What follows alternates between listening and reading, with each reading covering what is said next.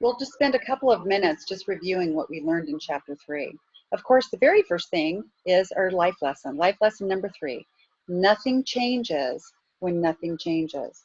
And so it's a reminder that unless we change our thinking, our life is going to be the same and nothing will change. And you cannot hope it will get changed and it will do it. You cannot believe for enough for it to be changed.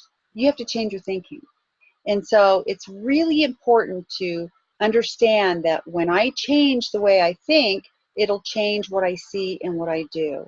And so that's the number one thing. And of course, we learned in the previous chapter about the 5-10 rule, about how to fundamentally start bringing change into your life. And that happens when we practice positive thinking. And so those are some of the basic things you need to continue to work on every day. And so that we can actually start actively engaging, changing our environment. We talked about boundaries, and that boundaries are probably more about providing a very safe, protective environment for you to grow and develop, more so than to say you have to stay out. And while that may be part of what happens with people, primarily the boundaries are to create a safe, happy place for you to grow. We learned that, and I think I already said it, about nothing changes when nothing changes, in that particular exercise that we did, that when we change our thinking, our environment's going to start changing, because we're no longer going to feel comfortable in the environment that we've been in the past that has created a lot of conflict and that has brought a lot of dissatisfaction for us. So this is important to keep reminding yourself that when you change what you think, your environment is going to start changing as well. And some of that will actually happen very organically, so that you're not aware of actually moving some things out of your life, but you'll be like, wow, suddenly they're not there anymore.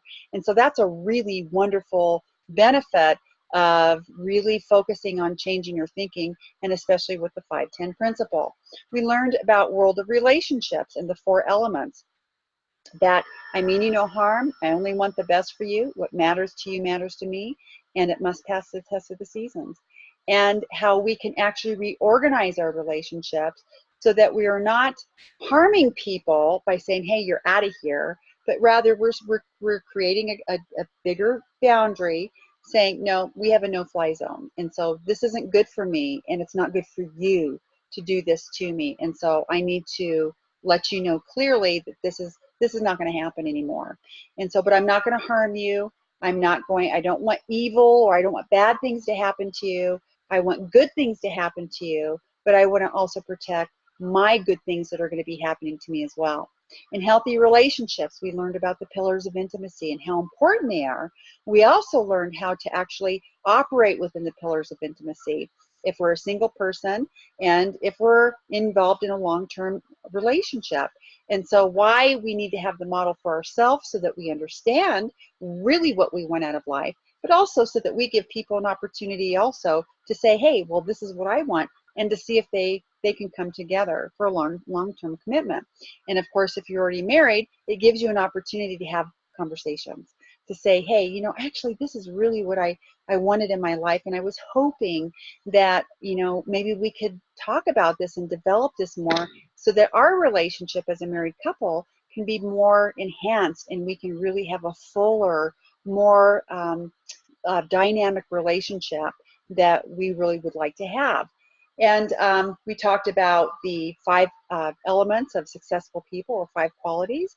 And so you're going to start actively looking for people who have these qualities. And if you don't know of anybody immediately, time to fish in another pond and start looking for people in another area, maybe going to different places that you haven't gone to before, but this is going to be really good for you, so that you can expand your network and start to learn from other people, and see if we can get some people to start reinvesting in you as well. And then finally, the My Life Story. It's not designed so that you have to relive a traumatic experience, but it gives you an opportunity to see what was happening, what age you were at, because that's actually really, really important, because we're going to talk about that in the next couple of chapters, why it's important, why some of these negative events were taking place at certain ages. And so This gives you a chance to have a really good overview of what happened in your life, the relationships that were attached to you at that point, and what you can do in the future to make sure that you don't repeat history. And this is, of course, really helpful, especially if you have children, because we don't want them to go through a lot of maybe the negative experiences that we have. We want them to do better than we did at an earlier age. Okay, all right, well, that wraps up the little review that we had over chapter 3. And so enjoy your time off for a little bit, and then I'll see you during the next session.